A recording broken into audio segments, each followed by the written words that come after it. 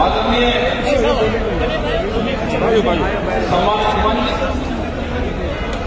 सभी किसानों नौजवान साथियों, मेरी माताएं बहनें और पुलिस प्रशासन के लोग, पत्रकार बंधु, बैठो तू वही तो बड़ा देखो, आज यहाँ पे करनाल में असंध में आए सब नेताओं ने बात बताई और किसान को सारी जानकारी है, क्योंकि आप लोग जिस हिसाब से लड़ाइयां लड़ते हो, लड़ाई क्या चल रही, क्यों चल रही, इशू क्या है दिल्ली में, यहाँ पे क्या है। अच्छा बैठ जाओ ना, थोड़ा बैठ जाओ, बहुत कुछ आप जहाँ खड़े ना, आपके पीछे 20-20 आदमी है, आप बैठ जाओगे तो वैसे भी बैठ जाएंगे, बैठ जाओ, बैठ जाओ, सामने तक बैठ जाओ, आपके पीछे बहुत आदमी है, बैठ जाओ, बैठ जाओ। अरे आ जाओ आगे, ये क्या पजेब ले जगह कार्ड का आगे तो जगह है, बैठ जाओ, बैठ जाओ, सब बैठ जाओ भाई, जगह कम रहेगी, टूट जाएगा मामला, साथ ये याद हो, जितना लगाते हैं पब्लिक से ज्यादा है, बैठ जाओ, सुनो बात। देखो मोर्चे जिस हिसाब के दिल्ली में लग रहे, सरकार वहां की हला के देखती है और वे कुछ न कुछ बात बताते रहेंगे आपके बीच में, जिससे किसान हताश हो जाए और किसान अपने घरों को चला जाए। कर्नाटक में दूसरी जगह आंदोलन हो रहे तो आप लोगों को नहीं पता, ना अखबार में खबरें आएंगी। जो भी संयुक्त मोर्चा खोल देता है उसका असर पूरे देश भर में होता है। वे हमारी भाषा नहीं जानते वहां के लोग, लेकिन भाव सबका एक है, उद्देश्य सबका एक है, और ये है कि एमएसपी की गारंटी मिले, उस पर कानून बने तो हमारे किसान को भी लाभ हो जाएगा। वो कह रहे कि छोड़ना नहीं, जो कलकत्ता के लोग हैं, जो कर्नाटक के लोग हैं, जो तमिलनाडु के लोग हैं, उन्हें कहा कि हमारी फसलें तो कभी बिकी नहीं, आप आंदोलन नहीं छोड़ना, हम दूसरी दिल्ली बेंगलोर को बढ़ाएंगे, दूसरा आंदोलन इसी तरह का जैसे दिल्ली में है, ये प्रोग्राम बढ़ गए, हमारे ऊपर मुकदमे हो जाए इस बात को कहने में। हमने जब उनको ज्ञान दिया कि आप दिल्ली नहीं आ सकते तो आप दूसरी दिल्ली कर्नाटक में बेंगलोर को बना लो, तो कहा कि भड़का के ले, हमने कहा कि हमने भड़काने की बात नहीं करी, हमने किसान को कहा वहां के जो आपके ट्रैक्टर हैं, इन ट्रैक्टर में पंजाब हरियाणा जैसे दिल्ली के चारों तरफ ट्रैक्टर है, उसमें बम्पर लग रहे हैं, वो बम्पर बैरिकेडिंग तोड़ने के काम आता है। अगर ट्रैक्टर पे बम्पर नहीं होगा तो रेडिएटर फूटेगा, ट्रैक्टर बंद होगा। हमने यही बात कही, ये कोई गलत बात होगा कही। प्रधानमंत्री ने कहा कि अपनी फसलों को मंडी के बाहर कहीं पे भी बेच लो। हमने भी कह दिया कि मंडी के बाहर का हमको पता चल गया, जहां पे हमारी फसलें मंडी से ज्यादा रेट पे बिकेगी वो है पुलिस के थाने, एसडीएम का ऑफिस, डीएमडीसी का ऑफिस, और जो भी विभाग हमारे ट्रैक्टर को, हमारी फसलों को रोकेगा उसको वो एमएसपी पे खरीदनी पड़ेगी। विधानसभा, पार्लियामेंट, हमको पता चल गया मंडी कहां है, हमारे किसान को पता चल गया सरकारी ऑफिस ही उसकी मंडी है, और उसका ट्रायल मुजफ्फरनगर उत्तर प्रदेश में 3 जिलों में उसका ट्रायल लिया हमने, बहुत बढ़िया बिकता है। बाराबंकी के किसान का धान नहीं बिक रहा था, लखनऊ के पास में था, हमने कहा कि डीएम के ऑफिस में बिकेगा, डीसी के ऑफिस में 300 ट्रैक्टर ट्रॉली धान वहां पे गया, वहीं क्रय केंद्र खुला और पूरा का पूरा धान एमएसपी पे बिका। मुजफ्फरनगर में ट्रायल लिया, शुगर फैक्ट्री नहीं चल रही थी 2 साल पहले, लेस फैक्ट्री चल रही थी, हमने फैक्ट्री की डेट भी खुद सामने कि जिस तारीख में पिछले साल जो फैक्ट्री चली, हमने वही डेट मान ली, इस साल भी उसी डेट में फैक्ट्री चलेगी। किसान अपना गन्ने की छुलाई लगा दें और फैक्ट्री में अगर नई सी पर्ची आ रही तो डीएम उसके डीसी के वहां पर लेकर आ जाए। मुजफ्फरनगर में किसान गन्ना लेकर आया और डीएम के ऑफिस में खुला, तो ये तो रास्ते खुल गए, आपके भी रास्ते खुल गए।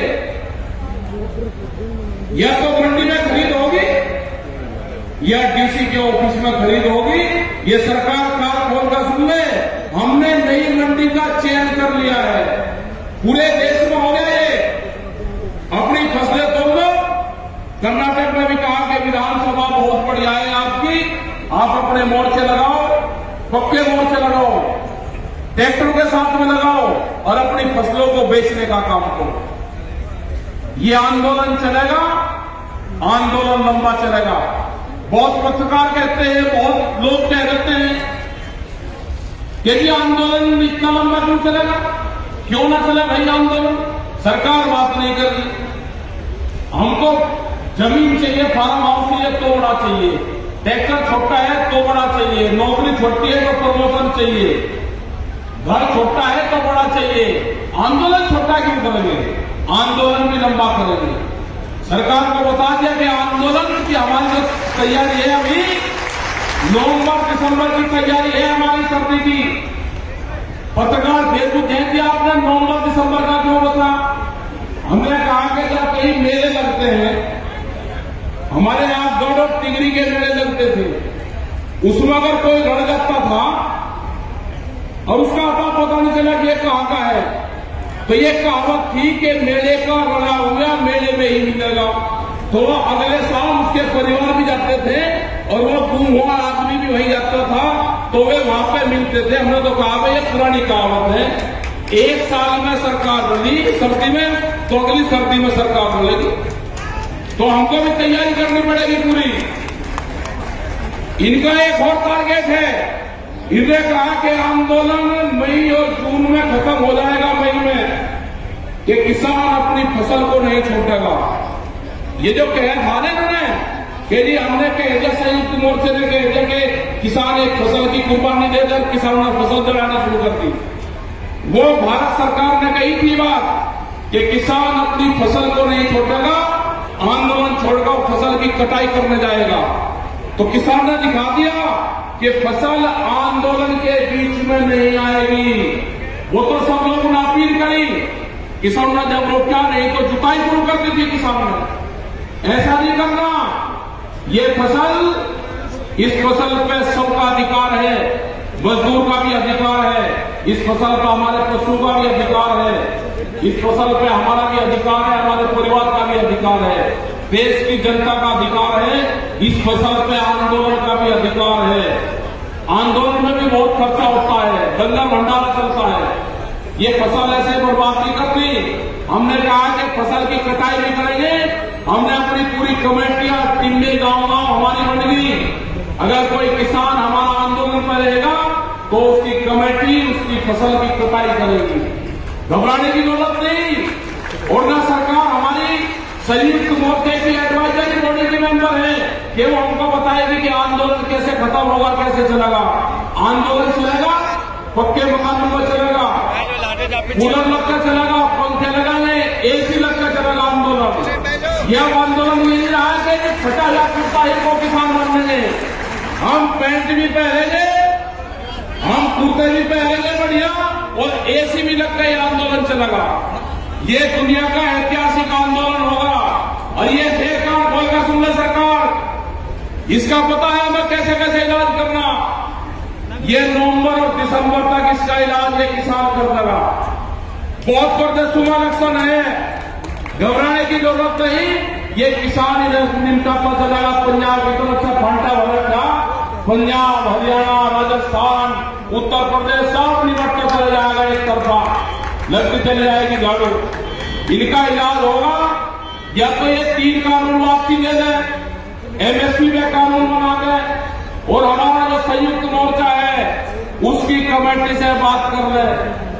आगे के जो फैसले होंगे, हमने बार बार कहा कि फैसले फसलों के फैसले किसान करेगा और सरकार से फैसले हमारे पंच करेंगे। हमारे पंच भी वही है और हमारा मंच भी वही है जो सरकार देखती थी ना कि एक कमजोर कड़ी भी कोई मिल जाए, कोई नहीं मिली। हमारे 40 के 40 लोग पूरा प्रेशर बढ़ाकर देख लिया, सबको तोड़कर देखने की कोशिश करी, कोई कमजोरी कड़ी हमारे लोगों में नहीं है किसी में। और हमारा मंच भी सर्वमोडल है और हमारे पंच भी वही रहेंगे, हमारा मंच भी वही रहेगा। बहुत लोगों ने कहा कि गाजीपुर का हो गया ना, जो भी फैसले करते हैं हमारी कमेटी फैसले लेती है, जो पहले था वही हमारा रहेगा। हमारे बहुत लड़ाकू क्रांतिकारी लोग हैं इस मोर्चे में, हमको भी बहुत आराम हो गया। जो फैसले होते हैं संयुक्त फैसले होते हैं। पहले अगर एक संगठन का आंदोलन होता था तो उसी को फैसले करने पड़ते थे, अब तो संयुक्त है। 2 महीने से सरकार को रास्ता नहीं पाना कि कहां से बातचीत शुरू करें। हमने कहा कि अगर आप तैयार हो, ये बिल वापसी लेने के जो कानून बने हैं, उन्होंने कहा कि हम तो तैयार है, इनमें ध्यान देते हैं। हमने कहा कि संयुक्त मोर्चा भी तैयार नहीं है, देश का किसान भी तैयार नहीं है और हमको भी अब ज्यादा जरूरी नहीं है। भाई सर्दी चली गई, बरसात चली गई, अब गर्मी आ गई और अब तो आदत सी पड़ गई, आदत हो गई हमको। अब तो ये है कि भाई 2021 का जो साल है वो आंदोलन का साल है। और हरियाणा का तो टिकैत साहब कहते थे कि जब हरियाणा खड़ा हो जाएगा, तो हरियाणा जब खड़ा हो जाएगा तो हरियाणा के लोग जब खड़े हो जाते हैं साथ में तो सरकारें कांपती है। जब जिस तरह से इन्हें तोड़ने की कोशिश करी थी, इन्हें तोड़ने की कोशिश करी थी कि पंजाब और हरियाणा को अलग अलग कर दो, पंजाब और हरियाणा को अलग अलग कर दो। बहुत बड़ी साजिश थी और उसका पता था। ये 10 दिन पहले ही बात शुरू कर दी थी उनका बात करनी, ये तो सरदार का आंदोलन है, आप इससे बदल हट जाओ। उत्तर प्रदेश और हरियाणा वाले इससे बदल हट जाओ, हरियाणा वाले को तो आंदोलन है ही नहीं। मगर ठीक है, इन्हें बात के हटो कहां तक ले जाते हैं। देख आज ये तो तलवार लेकर चलते हैं, ये लड़ाई झगड़ा करेंगे तो आपको बंधक बनाओगे, बका हो रहा तो कहने लगा जी सब अगर लड़ते हो या तो हम तुरंत भगा देंगे। बको ये है साजिश, ये कोई धार्मिक आंदोलन लड़ने आ गए?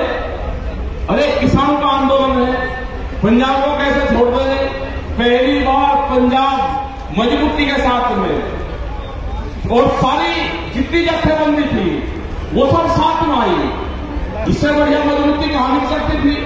हरियाणा पूरा साथ में आया, उत्तर प्रदेश साथ में आया, राजस्थान थोड़ा सा लेट चला लेकिन साथ में आया, राजस्थान, मध्य प्रदेश साथ में आया और ट्रेनें बंद थी, नहीं तो दिल्ली का इलाज तो इससे पहला हो गया होता। ट्रेन बंद रखी, ये भी बड़ी साजिश है, ट्रेन को बेचने का काम चल रहा है। लेकिन जिस हिसाब से जो ट्रैक्टर थे हमारे, जो लोगों ने ले जाने बंद कर दिए थे, हमारे जो नौजवान थे उनको शर्म लगती थी ट्रैक्टर पर चलते। हमको 5 साल लगे इसमें ट्रैक्टर पे आंदोलन करने में, 5 साल बताते रहे कि ट्रैक्टर से अपने आंदोलन सिद्धो करने। ट्रैक्टर का पूरा टैंक का काम करता है। अगर आदमी कब नौजवान को किसी किसान को ट्रैक्टर में बैठा दो और सामने 10 गाड़ी खड़ी करता, बसें बड़ी बड़ी, वो सीधा टक्कर देता है, ट्रैक्टर सीधे ठोकता है, सीधा टक्कर लेगा। आपने उत्तराखंड में देखे, यहां पर देखे आपने अपने ट्रैक्टर से बड़े बड़े डंपर 2-3 दिन ट्रैक्टर लगाकर नीचे गिरते देखे हमने। तो भी तो डर देख के जी ट्रैक्टर का नाम मत लो, ये किसान ट्रैक्टर का नाम नहीं, ट्रैक्टर पे ही चलेगा। बड़े बड़े ट्रैक्टर आगे हो, बम्पर लगा आगे, इससे तो बढ़िया कोई हथियार मिला ही नहीं। किसानों को आजादी के बाद में एक ही तो हथियार मिला, ट्रैक्टर मिला, वो हथियार ट्रैक्टर में बैठा दो, उसके बाद में तो आ जाओ कि जिसको भी आना है भाई मोर्चे पे। तो ये है कि अपने ट्रैक्टर को मजबूत रखो, रंग पुताई करके बढ़िया रखो, बम्पर लगाकर बढ़िया रखो। आपके अनाज पे कब्जा होने जा रहा है। जिस हिसाब से यहां पे गोदाम बने हैं हरियाणा पंजाब में, पूरा अनाज यहां पे इकट्ठा होगा, अनाज व्यापारियों की कैद हो जाएगा। भूख के आधार पे देश में रोटी की कीमत नहीं होगी। भूख कितनी लगेगी उसके आधार पे देश में रोटियों की कीमत नहीं होगी। भूखे आदमी से पूछा जाएगा कि आपको कितनी भूख लगी है सुबह, वो कहेगा कि कब है, तो घर चल जाए, कहने लगा अच्छा इसको शाम को रोटी देना, इसको 3 बजे रोटी देना, ये जो 2 रुपए की खरीद रहा है ना 3 बजे तक ये 8 रुपए की हो जाएगी। ये हालात होंगे। आपने देखा आगा सर्वे कर लेना आप लोग। आपके यहां पर जब हाईवे पर चलोगे, ये मैकडोनाल्ड, KFC, ये कंपनियां हैं जो फूड चेन में खाने के भोजन में ये बचा हुआ भोजन किसी आदमी को नहीं देते। हमने पूछा है उनसे, उन्होंने कहा कि बचा हुआ भोजन हम किसी को नहीं देते। बचा हुआ भोजन उनका डस्टबिन में जाता है, किसी गरीब आदमी को नहीं दे सकते। उन्होंने कहा कि गरीब आदमी को देंगे, अपने नौकर पुरुष को देंगे तो आदत खराब हो जाएगी, वो डस्टबिन में कचरे में डालते हैं पूरा भोजन। तो इसी तरह की कंपनियां आ रही है, आपके भोजन पे अधिकार जमाएगी। गरीब आदमी की रोटी तिजोरी में बंद होगी, अनाज देश का तिजोरी में बंद होगा। भूख के आधार पे देश में कीमतें तय होगी। ये लड़ाई मजदूरों की भी है, ये लड़ाई जो दुकानदार है हमारे वॉलमार्ट जैसी कंपनियां आ रही, बड़ी बड़ी कंपनियां जिसके पास में 10,000 पानी के ब्याज हैं, वो 15 दिन में, 1 महीने में एक देश का पूरा अनाज उठा के दूसरे देश में पकड़ सकते हैं। ये कंपनी आ रही, उनका टारगेट है कि जो साप्ताहिक बाजार लगते हैं उन बाजारों को बंद करा जाएगा। जो साप्ताहिक बाजार में लोग काम करते हैं पूरे देश भर में, वो करते हैं 4.5 करोड़ लोग हैं, वे बेरोजगार होंगे। इस तरह की कंपनियां यहां पर आ रही है। ये कंपनी आ रही है जिन्होंने करीब 26 संस्थान देश के बेचे जा रहे हैं। इन कंपनियों को रेलवे, एयरपोर्ट सब बिक गया, टेलीफोन का सारे विभाग बिखरे हैं। ये तो होगा कि सेल फॉर इंडिया, कि इंडिया बिकाऊ है, कोई खरीदार चाहिए, तो खरीदार आ रहे हैं। ये आने वाले टाइम पे इनका खरीदारों का भी इलाज करना पड़ेगा। हमने करा था उत्तर प्रदेश में कुछ किसानों की जमीन नीलाम हो रही थी। हमने अधिकारियों को कहा कि जो भी किसानों की जमीन अधिकारी नीलाम करेगा, वो जो कोई खरीद करने आएगा वो बोली को लगाएगा, वहां से जाएगा नहीं, उस कमरे से बाहर नहीं जाएगा। तो पूरे उसमें बोली की किसानों की जमीन की नीलाम नहीं कर सकता कोई। तो इसी तरह से हमको संस्थान के लोगों से भी बात करनी पड़ेगी, सबको अपने साथ में जोड़ना पड़ेगा। बैंक वालों को, रेलवे वालों को, उनको सबको वे तैयार बैठे हैं, उनको जोड़ना पड़ेगा। जिस हिसाब से महंगाई बढ़ रही है, ट्रांसपोर्टरों को जोड़ना पड़ेगा, महिलाओं को जोड़ना पड़ेगा। घर में बंद होगा तो सिलेंडर, ये महिलाएं हैं, सिलेंडर की जरूर दिखावे, प्रेस वालों के सामने सिलेंडर दिखावे, 350 रुपए का सिलेंडर, 800 रुपए का। अरे प्रधानमंत्री जी एक बार एमपीएमएलओ की जो पेंशन है उनको भी कह दो कि अपनी पेंशन को छोड़ना चाहता है। आपने गरीब आदमी से सिलेंडर की सब्सिडी वापसी दी, आप अमीर एमपीएमएलओ से उसकी पेंशन वापसी ले लो। 2004 के बाद में जो भी सरकारी भर्ती हो रही है उसकी कोई पेंशन नहीं बढ़ने की।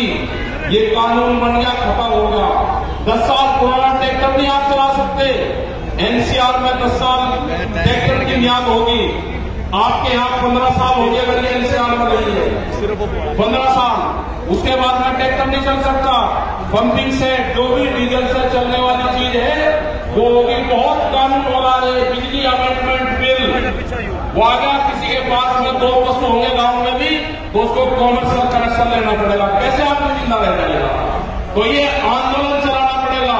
अभी हो सकता है कि कोरोना आपको बता दिया जाए कि कोरोना लग गया, हमारे ऊपर तो जरूरी न लगा दिया।